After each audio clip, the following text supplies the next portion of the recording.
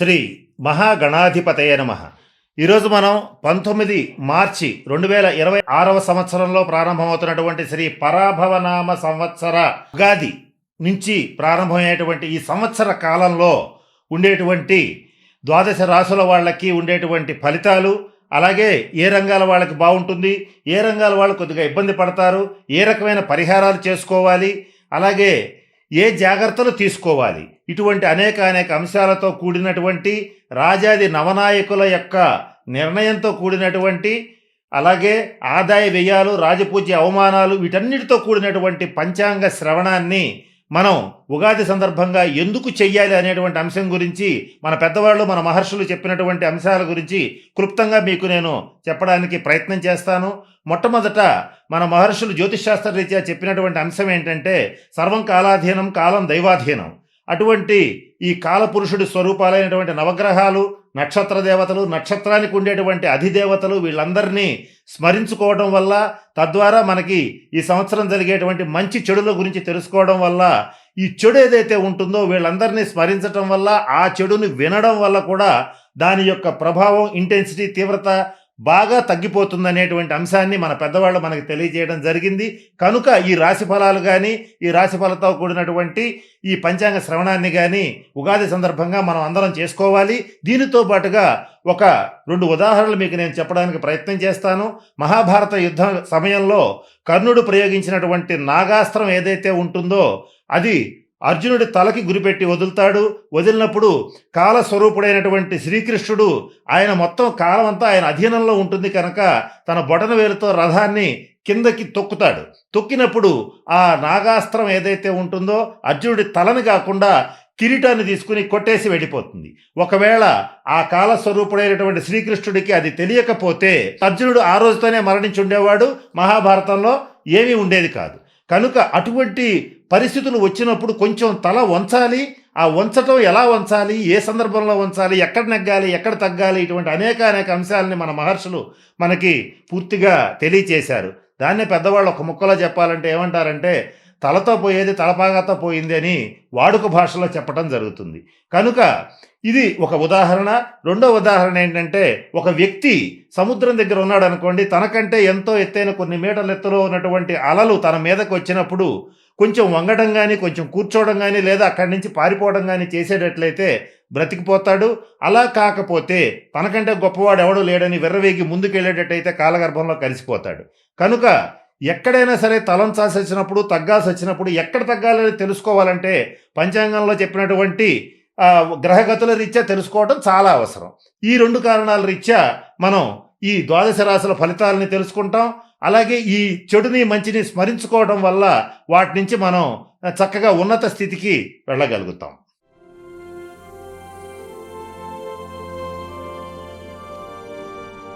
శ్రీ పరాభవనామ సంవత్సరంలో తులారాశి వారికి ఆదాయం 5, వ్యయం 14.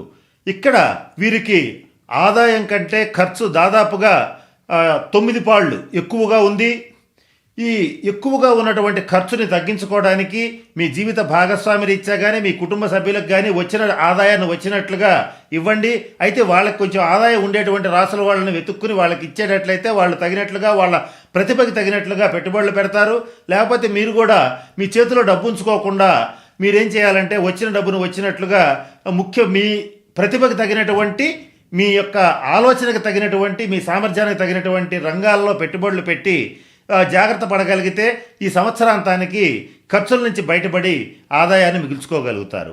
లేకపోతే మొత్తం వచ్చిన డబ్బు వచ్చినట్టుగా మంచినీళ్ళ ప్రాయంగా ఖర్చు అయిపోతుంది. ఇక రాజపూజ్యం 6, అవమానం 3. ప్రతి 10 మందిలో 6 మీ యొక్క గొప్పతనాన్ని గుర్తిస్తూ ఉంటారు, గౌరవిస్తూ ఉంటారు, మీకు అండగా నిలబడతారు, మీ గురించి వాళ్లే పోరాటం చేస్తూ ఉంటారు.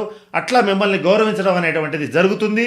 కానీ ఒక 3 మాత్రం ఈర్ష్యతో, అసూయతో, కుళ్ళు బుద్ధితో కుచితంగా మీ యొక్క ప్రతిభని కూడా తక్కువగా చూపిస్తూ మిమ్మల్ని అవమానించడానికో, ఇబ్బంది పెట్టడానికో అనుక్షణం ప్రయత్నం చేస్తూ ఉంటారు.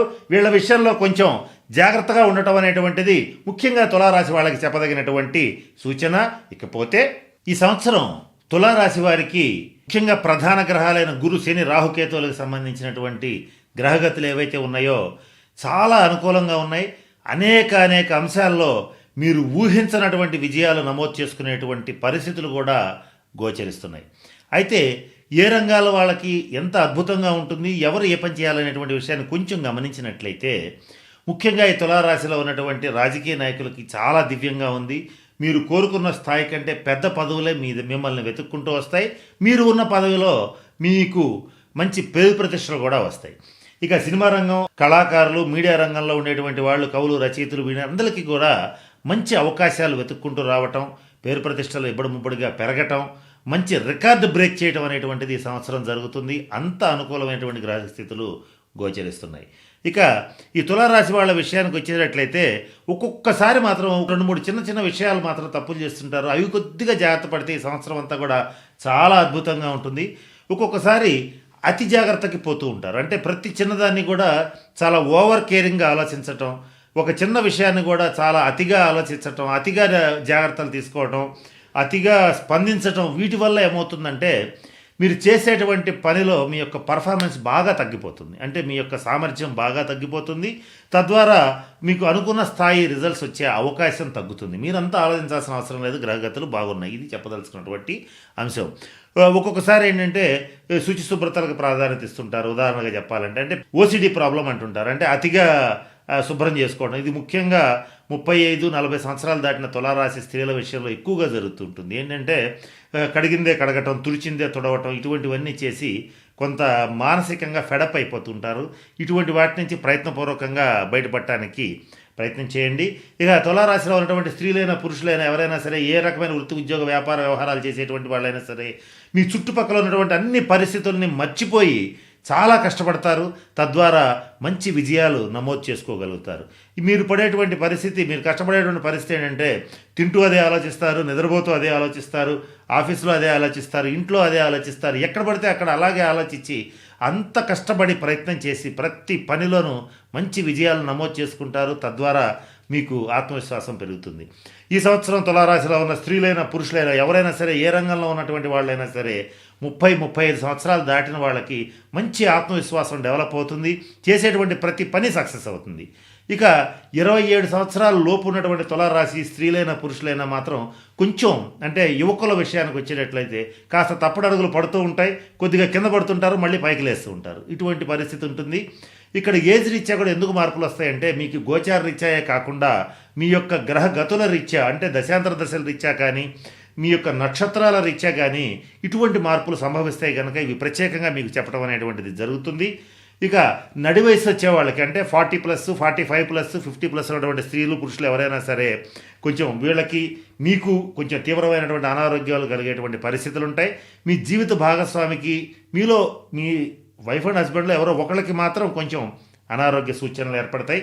అది కూడా ముఖ్యంగా యూరినరీ ట్రాక్ ఇన్ఫెక్షన్స్ కానీ, కొంచెం డైజెస్టివ్ డిజార్డర్స్ కానీ, బ్యాక్ పెయిన్ కానీ, అలాగే అంటే వెన్నుముకకి సంబంధించినటువంటి సమస్యలు కానీ, చెవి, ముక్కు, గొంతు వంటి సమస్యలు కానీ, కొంచెం సిస్ట్లు, గ్లాండ్స్ ఏర్పడటం, అంటే రక్త సంబంధమైన సమస్యలు, తులారాశి స్త్రీలకైతే పీసీఓడి సమస్యలు, అంటే స్త్రీల సంబంధమైనటువంటి వ్యాధులు, ఇటువంటివి ఎక్కువగా వచ్చే అవకాశం ఉంది. వచ్చినప్పుడు వెంటనే వైద్య సదుపాయం పాటించండి, అంటే వైద్య సదుపాయం తీసుకోండి. అలాగే తగిన జాగ్రత్తలు పాటించండి. అలాగే మృత్యుంజయ మంత్రాన్ని, ధన్వంతరి తంత్రాన్ని కొంచెం జాగ్రత్తగా పాటించేటట్లయితే ఆ సమస్యల నుంచి సునాయాసంగా బయటపడతారు. ఈ సంవత్సరం మీకు ప్రతి విషయంలోనూ చాలా ఈజీగా ప్రతి పనిని నిర్ణయించేటువంటి శక్తి మీ మనసుకు బాగా పెరుగుతుంది. యోగా, మెడిటేషన్, ధ్యానం వంటి వాటిని బాగా డెవలప్ చేసుకోండి. అది మీ యొక్క సామర్థ్యాన్ని ఈ సంవత్సరం 10 రెట్లు పెంచుతుంది. ఏ పనిలో అయినా సరే దిగక ముందు, దిగిన తర్వాత ఒకే రకమైనటువంటి పర్ఫార్మెన్స్ని, అంటే సామర్థ్యాన్ని చూపించగలుగుతారు. కోర్టు సంబంధమైన వ్యవహారాల్లో విజయం మీదే అవుతుంది. ఇక ఒక్క చిన్న విషయం ఏంటంటే, ఏదైనా మధ్యవర్తి పరిష్కారాలు కానీ ఇలాంటివి చేయాలి అని అనుకున్నప్పుడు మీరు వాళ్ళని వెళ్ళి అడిగినా అడగకపోయినా వాళ్ళే మీతో సంధికి రావడం, రాజీకి రావడం అనేటువంటిది జరుగుతుంది. పెద్ద పెద్ద పనులని చాలా సునాయాసంగా ప్రారంభిస్తారు, పూర్తి చేస్తారు. ఈ విషయంలో ఆలోచించాల్సినటువంటి అవసరమే లేదు. ఇకపోతే ప్రతి విషయంలోనూ, వ్యవహారంలోనూ మీరు కాన్ఫిడెన్స్ పెరుగుతూ ఉంటుంది కనుక కొన్ని సందర్భాల్లో మాత్రం ఒక్కొక్కసారి మీరు చేసే పని మీద ఆ ఎదుటి వాళ్ళ యొక్క రహస్య శత్రువుల యొక్క దృష్టి ఎక్కువగా ఉంటుంది. అంటే నరఘోష, దృష్టి దోషం ఎక్కువగా ఉంటాయి ఈ సంవత్సరం. వీటి వల్ల ఏమవుతుందంటే కొంచెం అప్పుడప్పుడు ఆ పనుల్లో కొంత ఆటంకాలు ఏర్పడుతూ ఉంటాయి. ఈ ఒక్క విషయంలో కొంచెం జాగ్రత్త పడండి. ఇకపోతే సంఘంలో బాగా పలుకుబడి కలిగినటువంటి వ్యక్తులు మీకు అండగా నిలబడతారు. ఆరింట శని ప్రభావం వల్ల శత్రువుల యొక్క బాధ తప్పించుకుంటారు, రుణాలు తీర్చగలుగుతారు, దీర్ఘ రోగులు కొంత స్వాంతన పొందగలుగుతారు. అలాగే గురుగ్రహ అనుగ్రహం వల్ల తులారాశి వాళ్ళకి ఈ సంవత్సరం అక్టోబర్ నవంబర్ నుంచి మంచి అవివాహితులకి వివాహ సంబంధమైనటువంటి ప్రయత్నాలు చక్కగా అనుకూలిస్తాయి. ఉద్యోగస్తులకి కానీ అలాగే ప్రభుత్వ రంగంలో ప్రైవేట్ రంగంలో ఉన్న వాళ్ళు ఎవరికైనా సరే మంచి ట్రాన్స్ఫర్స్ ఏర్పడతాయి, జీతంలో హైక్ ఏర్పడుతుంది. ఇటువంటివి బాగున్నాయి. మరి బాగుంది ఎవరికి అంటే కొంత సాఫ్ట్వేర్ రంగంలో ఉండేటువంటి వాళ్ళకి, విదేశాల్లో ఉండేటువంటి వాళ్ళకి, అలాగే రియల్ ఎస్టేట్కి సంబంధించి వ్యాపారాలు చేసేటువంటి వాళ్ళకి మాత్రం ఈ సంవత్సరం అస్సలు బాగోలేదు. వీళ్ళు తగిన శాంతి పరిహార క్రియలు జరిపించుకోవాలి. మీ జాతకరీత్యా మాత్రమే ముందుకు నడవాలి, లేకపోతే కొంత ఇబ్బంది పడతారు. విద్యార్థులకు కూడా అంత అనుకూలంగా లేదు. వీళ్ళు కూడా కొంచెం జాగ్రత్త పడవలసినటువంటి పరిస్థితులు సుస్పష్టంగా గోచరిస్తుంటాయి. మీకు తెలియకుండానే ప్రతి విషయంలోనూ ఎమోషనల్ అయిపోతుంటారు, అంటే భావోద్వేగాలకి గురవుతూ ఉంటారు. కాబట్టి మీ భావోద్వేగాలని అదుపులో పెట్టుకుని వర్క్ మీద కనుక ఫోకస్ పెట్టగలిగితే ఈ సంవత్సరం విజయం మీదే. అధిక భాగం గ్రహస్థితులు అత్యంత అనుకూలంగా ఉన్నాయి. మరిన్ని మంచి ఫలితాలు రావడం కోసం తగిన శాంతి పరిహార క్రియలు చెప్తాను, వాటిని పాటించండి. ఇకపోతే ఈ పరాభవన సంవత్సరంలో తులారాశి వారు మరిన్ని శుభ ఫలితాలు సాధించడం కోసం, గురువు యొక్క అనుగ్రహం కోసం ప్రతినిత్యం దక్షిణామూర్తి స్తోత్రాన్ని పఠించండి, దత్తాత్రేయ స్వామి వారిని సందర్శించండి, అలాగే దత్త చరిత్రని పారాయణ చేయండి. ముఖ్యంగా గురువారం నాడు గురువుని ఆరాధించండి. ఇక్కడ గురువు అంటే జగద్గురువులు, అలాగే మంచి స్థితిలో ఉన్న గురువులను ఆశ్రయించండి. దొంగ బాబాలని, దొంగ స్వామీజీలని ఆశ్రయించవద్దు. అలాగే గురువు యొక్క అనుగ్రహం కోసం మీ ఇంట్లో వెండితో చేసినటువంటి లేదా శక్తి ఉంటే బంగారంతో చేసినటువంటి ఒక ఏనుగు ప్రతిమ నుంచి నిత్యం నమస్కరించండి. ఏనుగు లక్ష్మీదేవికి ప్రతీక. అలాగే గురుడు యొక్క వాహనం. అంటే ఈ గురువు అనుగ్రహం కోసం ఈ ఏనుగు ప్రతిమని ఇంట్లో ఉంచుకునేటట్లయితే చక్కటి శుభ ఫలితాలు వస్తాయి, మంచి ఆర్థిక అభివృద్ధి కలుగుతుంది, చేసేటువంటి ప్రతి పనిలోనూ విజయం సాధించగలుగుతారు. మరిన్ని శుభ ఫలితాలు రావడం కోసం, లక్ష్మీదేవి అనుగ్రహం కోసం ఈ తులారాశి వాళ్ళు ప్రతి శుక్రవారం నాడు లక్ష్మీదేవిని తెల్లటి పూలతో అర్చించేటట్లయితే మరిన్ని శుభ ఫలితాలని, ఆర్థిక అభివృద్ధిని పొందగలుగుతారు.